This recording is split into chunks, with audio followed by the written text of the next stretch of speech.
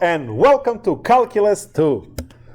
We are going to start calculus with a little bit of a review with integration, and then transition right into 6.2 area between two curves as the natural extension of what you did for area under a single curve. So this is just going to be a little bit of an upgrade to that. So technically your old section 5.2, the definite integral and area under the curve. But before we jump into 6.2, let's just really quickly remember that the integral of x to the n dx is equal to x to the n plus 1 divided by n plus 1 plus constant c. We need that c there as integration is backwards derivatives. If you are to take the derivative of this, whatever this constant c is would be 0. So you would go back right here. So to check this, you will take the derivative in respect to x of xn plus 1 over n plus 1 plus c, and you will get x to the n. And that's how you know it's good. Now x to the n covers a lot of your integration. And this is very important, guys. Number one, it's a polynomial, right? So x to the 9 dx becomes x to the 10 over 10 plus c. But it also covers the fifth root of x, because it can, dx, it can be rewritten as x to the 1/5 dx, and you can still use the rule of n plus 1. So we will have, when you add 1, you get 6/5. So x to the 6/5 over 6, and then you can put fifths on top, because the double fraction would flip it. And you are done. And the third group of problems that this takes care of are the rational problems, where you can have, let's say, 7 divided by x to the 6 dx. You can kick 7 outside of the integral. That's a rule that you guys can do, like kick the constant outside. You can do that for limits, you can do that for derivatives and integrals as well. And you have x to the -6 dx. So now this becomes 7, and then when you add 1, it becomes x to the -5 over -5 plus c, and then you make it pretty as -7 over 5x to the 5 plus c, because the -5 pushes it back down into the denominator. So one formula takes care of 3 different types of functions: polynomials, radical, and rational. Are we all agreeing on x to the n? Great. The next type of the function is 1 over x dx, which gives you ln absolute x plus c. This absolute value is not there for decoration. You need to have it. The issue is the domain. Note that 1 over x has a vertical asymptote at 0. Right? Do we all know that? 1 over x graph? You better know 1 over x graph. It will come up many times in our course. So this is 1 over x graph. And you see the vertical asymptote at x equals 0. If you take a look at ln without absolute value, you will only have this going through 1. So now it's clearly an issue. Absolute value will give you another branch for ln that will go through -1 as well. That's what absolute value does. So the reason why you must have absolute value for ln is, if you are allowed, and you are, to plug in a -2 for x on the left side of the equation, because it creates -1/2, you need to be able to plug in -2 on the right side of the equation as well. Because you can't have something working on one side and not working on the other. Which is the reason why we must have absolute values. Because absolute value would switch that -2 into +2, and you can take ln of +2. You can't take ln of -2. So you must have absolute value there. It's not there for decoration. You must have it. It's a formula. The next formula for exponential function, this should be your favorite one because it's the cheapest one. The integral of e to the any ax is e to the ax divided by a plus c. So that's your exponential function. And you have a whole bunch of trig stuff that is there as well. Now all of these guys are in your 4.9, right? So there is a list of all integrals in there that you need to know. I'm just quickly reviewing some of them. Integral of sine x dx is equal to negative cosine x plus c. So make sure that it's negative. Integral of sine is negative. Derivative of sine is positive. So be careful with that stuff. Integral of cosine x dx is just sine x plus c.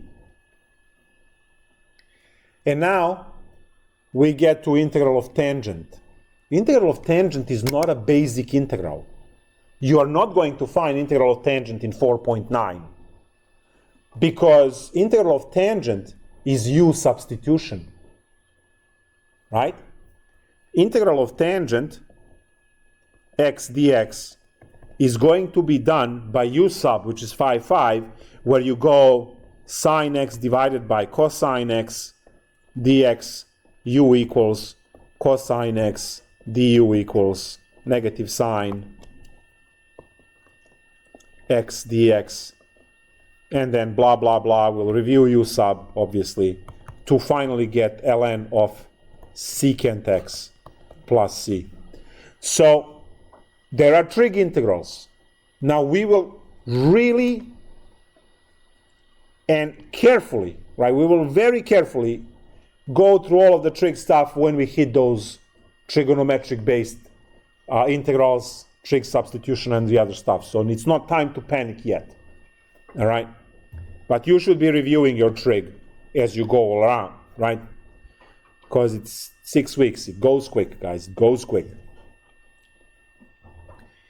So this was just a little review of integration so that we can jump from here into the definite integral. The definite integral calculates area if 100% of the curve is above x-axis. If anything dips below x-axis, well, it creates negative area and the stuff starts subtracting. So if you are calculating area under the curve for, let's say, integral from 3 to 9 for square root of x dx, well, sorry, from 4 to 9. From 4 to 9, for square root of x dx, well, that should not be an issue. You know that the square root of x is always positive, and then you need from 4 to 9. Right, this is the introductory talk to our area between two curves. This is area under a single curve. So you use the definite integral here. You integrate this the regular way, x to the 1/2, and then you do the plus 1 thing, right? So it's going to be x to the 3/2 divided by 3/2. And it's not plus c anymore. Now it's from 4 to 9. Now, definite integrals, you plug in the upper limit first and then subtract the function computed at the lower limit. So this is going to be 2/3 of 9 to the 3/2 minus 4 to the 3/2. So 2/3 times. Now, you will first do the square roots, which are these halves, and then you will raise it to the third power. So what you have is 3 cubed minus 2 cubed, which is 2/3, 27 minus 8, which is 2 times 19 over 3. 2 times 19 is 28 over 3.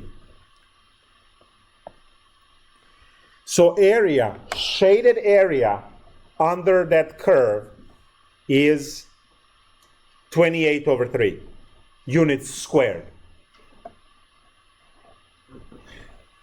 Another very important aspect of integration is to understand the notation.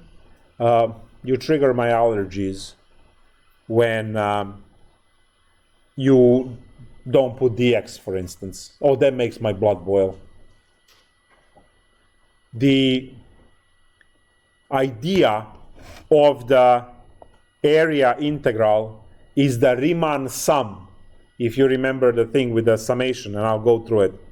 So area is integral a to b of f of x dx. This is the full notation for it. Now, if you have a function and you have it from a to b, right, for this, you get to draw a representative rectangle because the whole area can be divided into these, and that one is delta x width. And now, when you stack infinitely many of these rectangles, they all add up together to the area between A and B. Each rectangle is infinitely thin, and it touches a point up on top, and when you add all of those infinitely many that you have, they give you exact area. So the Riemann sum to calculate exact area goes like this. You go and say height, now they use CI, height times the width. And this is one rectangle. Just one. You can pick any one of them. So you can find the area of one rectangle. Then you know that you can do the area under the curve by calculating maybe 8 rectangles or 9 or 12, whatever. So you say summation I goes from 1 to n. This is n rectangles. So maybe if you want to have 8 rectangles, then your I goes from 1 to 8. But you want exact area, which means you stuff the limit in front, and you send n to infinity to make infinitely many rectangles, and finally you get exact area. Now this exercise is important because you start with one rectangle. And look what one rectangle has. It has dx in it, delta x. So this dx here is this one. And guys, it's not optional to put that in. It is the part of notation. Look, dx and dx are a pair, function and function are a pair, and this one, what does this look like? It looks like stretched s. And what the s stands for? Sum, which is this puppy here. That's what it stands for. The original notation from Riemann, I believe was, I don't remember if it's p comma u or u comma p, but that was the original notation in 1800s when Riemann defined area under the curve through the integral 200 years ago. He used this notation, and then throughout the time we stretched it into a stretched s and u and p, or p and u, I'm not sure which way it goes, but the original notation that was that changed into this that we use today.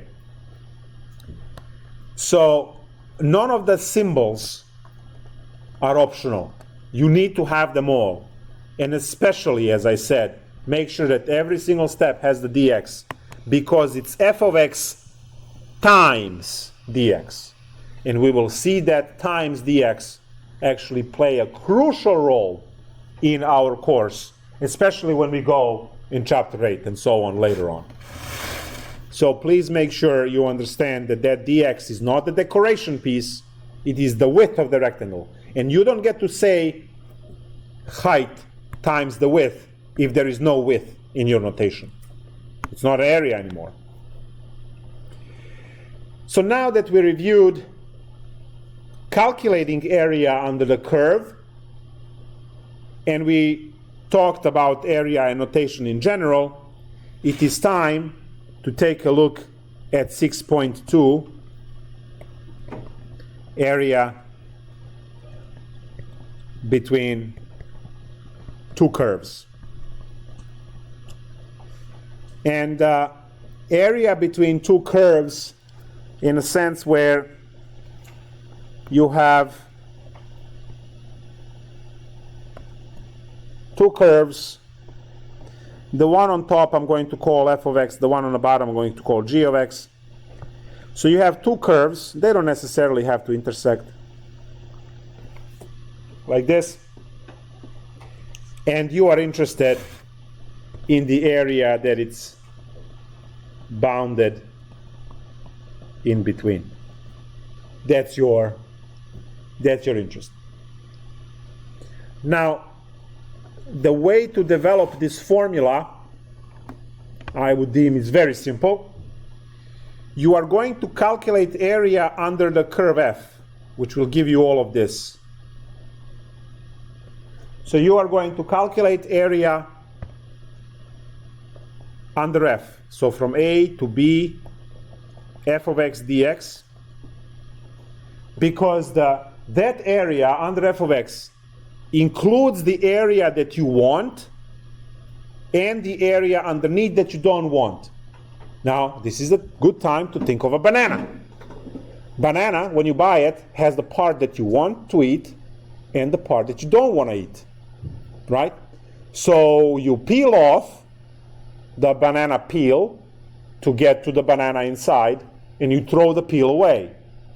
So, if this piece over here looks like a banana, let's say, and you now have the additional piece over here, which is the banana peel, which you don't want.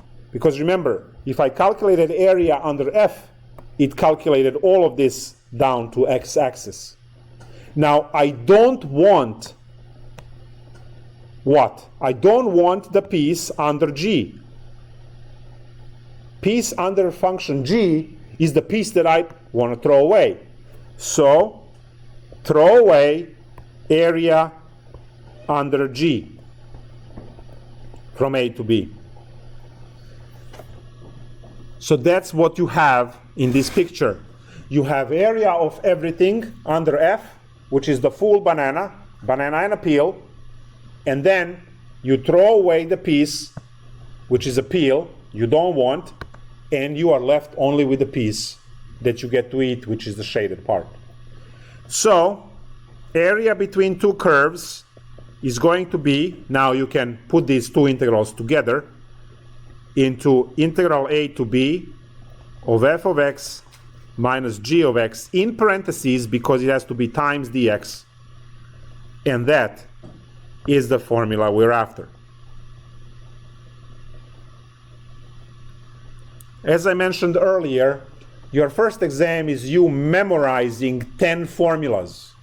There's no formula sheet, because that's all you're learning, those formulas. The integration part, well, you better know that from Calc 1. If you get the formula sheet for something like this, then you're not learning anything in Calc 2, right? The only thing you're learning in Calc 2 now are formulas for first two chapters. The only integration you guys are going to have is the basic integration from 4.9, the limits integration from 5.2, and the u substitution from 5.5. We're not learning any new integration types. So your job in the first two sections, chapter 6 and chapter 7, is to memorize the formulas. And here is your first formula out of about 10 formulas that you must know for the exam. Now, f of x minus g of x. Well, that only works as a formula if you have a picture that accompanies this, where you say f on top and g on the bottom. So what I like to do is to say top minus bottom. This is the way you're going to remember it, hopefully. because f doesn't have to be on top. F could be on the bottom, and g could be on top. Then your formula is g minus f. You should be learning the form, not the letters. The form is integration of top minus the bottom. And I don't care which function is on top, which function is on the bottom. It's top minus bottom, and you're done. The same deal happens when you have sideways integrals in terms of dy. It's going to be right minus left. So, if I go and I write a is integral c to d of f of y minus g of y dy. And this is also a formula. This is for integrals in respect to y. The accompanying picture over here is going to be, let's say, something like this. And you have f, you have g of y. I don't want that. I don't want memorization of f and g. I want right minus left.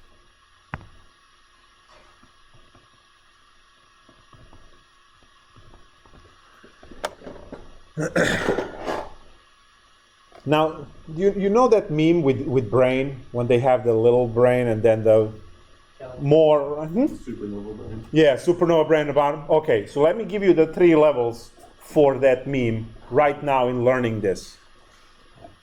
The smallest brain on top is going to remember f and g, right? And most likely mess up a problem if those are mixed up.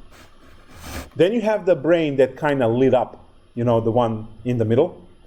And that one remembers top minus bottom, right minus left, right? Now, what the supernova brain on the bottom remembers? Nothing. Okay, we gotta have a 4th level, which is like just empty picture. Empty brain. The supernova brain in the meme, the one on the lowest level, the one that's like, ooh, is going to remember function that is further away from the axis minus the function closer to the axis. You see, because if you flip this, f is further away than g to x-axis, right? So technically, both of these functions now combine into a single formula, which says integral of further away from axis minus closer to the axis, and then dx or dy, whatever you have. So you will, you know, hopefully see these generalizations, so you don't have to memorize 15,000 formulas. There is only one concept here, and that concept is integral of far minus close. That's the supernova equation, right? Supernova brain equation. Integral of far minus close. Far minus close. Far minus close. See that? That's all it is. Now, this being a math course, and we have our dx's and dy's, it's good to know how to use a tool when you have it, right? So, you know, next time you see a screwdriver, you don't go and bang on something. Use a hammer for banging. If you have an equation, f and g on x and y, you say, I have a choice of working dx, which has this vertical representative rectangle, and dy, which has a horizontal representative rectangle. Those are the choices. In some cases, both might work. In some cases, one will work and one doesn't work. Now, what I have here is the case where dy doesn't work. If I put the dy, which has to be horizontal one, look what happens if I draw it here. You see that both ends of dy are squeezed between are touching the same function? So that's f minus f is 0. right? So it's no bueno.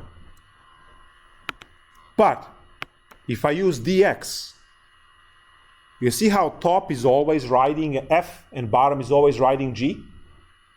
If you draw it here, top of the rectangle is on f, bottom is on g. You draw anywhere you draw representative rectangle, I don't care where you draw it, it's always going to ride the same function. You can think of it as a sweeping motion to the right. The rectangle that starts as a dot at the intersection here, which is your A, and that representative rectangle grows and then shrinks again back to the point when you are all the way back in B. So what you have is a representative rectangle dx that you have to use, and now you see that the top part of representative rectangle is the one that is further away from x-axis than the bottom part, so you know the function is f minus g. So you don't even need the formula now, because the integral is from a to b, well duh, we see that. And then you also see that the top of your representative rectangle, the one that is further away from the axis in question, is function f minus function g, which is on the bottom, boom, boom, dx, and there you go. And I didn't even use any formula for it. I used the concept of dx, representative rectangle. And again, the concept of further away from the axis minus close by to the axis. And that's it. Now, details. You are most likely able to pick this up and understand it quickly and easily, right? If you have any questions, you are always welcome to ask. You should ask right away. If you don't understand any concept, right, whether it's everything or just a small piece, always you should ask so we can clear it up before we move on. However, you understand the concept, you decided whether you are going to memorize the formula, or you're going to memorize the blue stuff, or you're going to memorize far minus close, you're going to know the dx, whatever method, right, works for you, you fit somewhere, right? The question is, can you actually do a problem, right? Because knowing concept and doing the problem is not the same thing. So we can try and work out an example, see where it goes. So let's say we want to calculate area between two functions. Now look, I'm not giving you f and g. I'm just writing y equals, right? So I have y equals negative 2x squared plus 6 and y equals 3x minus 2. This is all it's given to you. No f's, no g's, no graphs. What now? Where do we start? What should we do? Yes? Evaluate some test points. Evaluate endpoints, you mean? Okay. What did you have? I think the first derivative can find the max of the function. The solution is higher. Interesting. Okay. That's a cool thing. Yes? Graph both of them? Graph both of them. Definitely start there. That's a really cool idea about figuring out the max. But what do you do if the max is not? Well, we'll talk about. Actually, I will have to talk about that. That's a really good thinking right there. Graph both of them, guys. Negative x squared is the parabola that opens downwards, right? Now plus 6, that just means it goes up. Times 2 means you got to squish it. So to graph this, I'm going to go to, now you don't need the perfect graph over here, it's just a sketch. So 1, 2, 3, 4, 5, 6, and then you're gonna go down.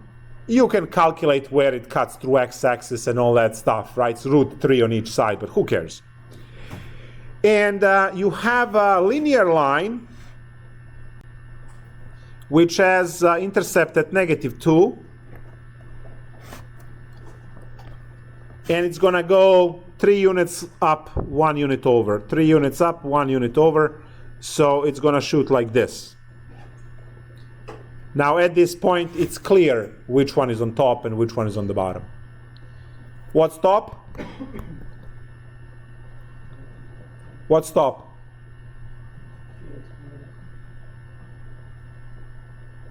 What's top? Negative 2x squared plus 6. And what's bottom? Well, by process of elimination, 3x minus 2. So we have these two functions. What are my limits of integration? What should I do? Calculate the x-intercept of the first function. Well, that will give me this, and that has nothing to do with the actual intercepts. Yes? You set them equal to each other? Very good. When you set these two equations equal to each other, you will calculate the common y, because the y from the first equation and the y from the second equation is at the same level, and that will give you the x values where they intersect, and those x values are your a and b. So to find, I'll write that in blood, to find limits of integration, set the two equations equal. So -2 x squared plus 6 equals 3x minus 2. Move everything to the right. You get 2x squared plus 3x minus 4 equal to 0. So move that there, keep 3x positive, -6 plus 2 becomes -4. Good. Now, this is right. 8.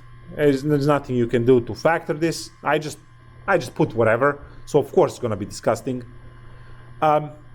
Use the quadratic equation and get the best numbers you can. So we have -b, so that's -3, plus minus square root of b squared, that's 9, minus 4ac, so that's 4 times -8, divided by 4. So that's -3 plus minus square root of, that's a 3241 divided by 4.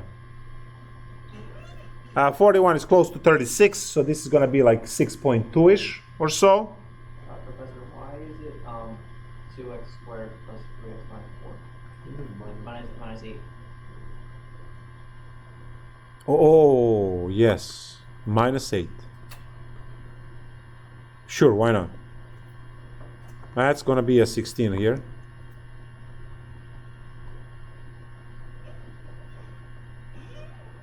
Good. So 4 times 16 is 64, right? 64, and then 64 plus 9. 64 plus 9 is 73.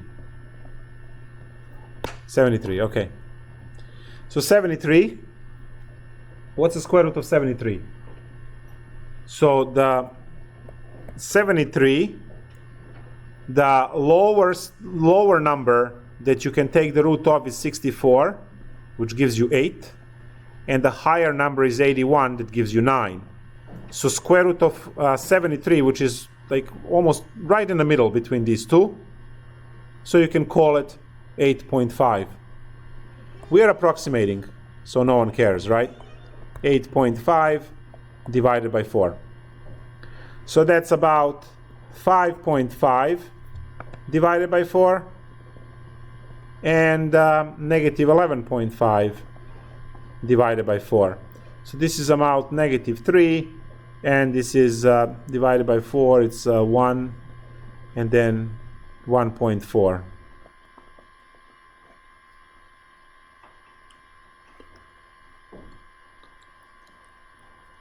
So now I have the integral from -3 to 1.4. These are just approximation. You can get the better numbers if you use your infinite amount of decimals you have access to, because we live in that age. The top function, which we said it's our polynomial, minus the bottom function, which is the linear, everything times dx. So this is all approximation because these limits are not exact. So we have integral of -2x squared minus 3x plus 8 dx, let's say from -3 to 1.4. And when you integrate, it becomes -2/3 x cubed minus 3/2 x squared plus 8x from -3 to 1.4, which is equal to some number, so we don't waste time. So this is the full problem. You decide by looking at the graph which function is on top, which function is on the bottom. If you want to remember the formula a better way, what's further away, what's closer, right? And one problem that you can consider when you practice this, so first you do a whole bunch of vanilla problems from homework. What is the area between two curves for, so I want you to practice, and we were going to start tomorrow by solving this particular problem. But I want you to practice this on your own.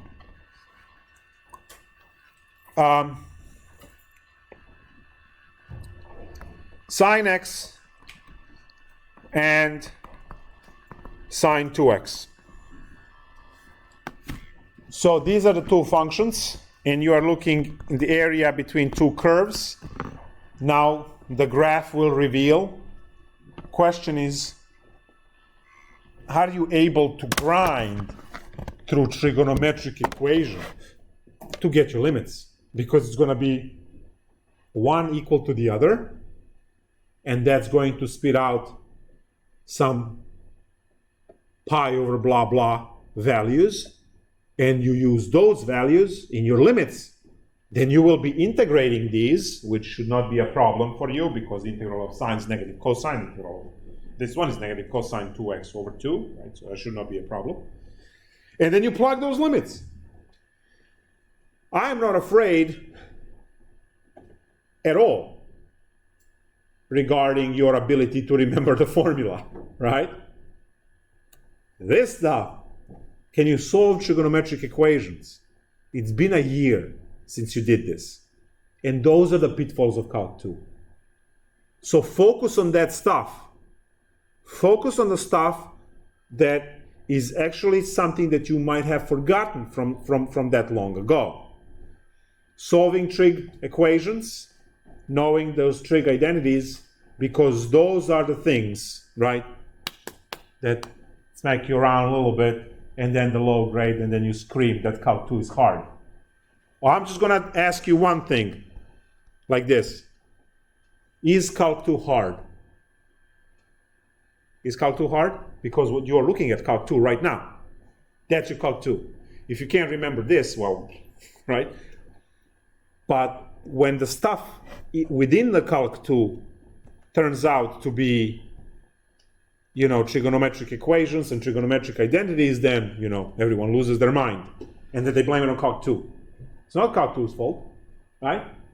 Be nice. So please take a look at this problem at home practice, but first do a few vanilla examples, either from the book or from the online thing. And then we will open tomorrow with this, and then we'll go with 6-3 and 6-4. The volume by revolution around the axis. So we get to make a baseball bet tomorrow. See you tomorrow.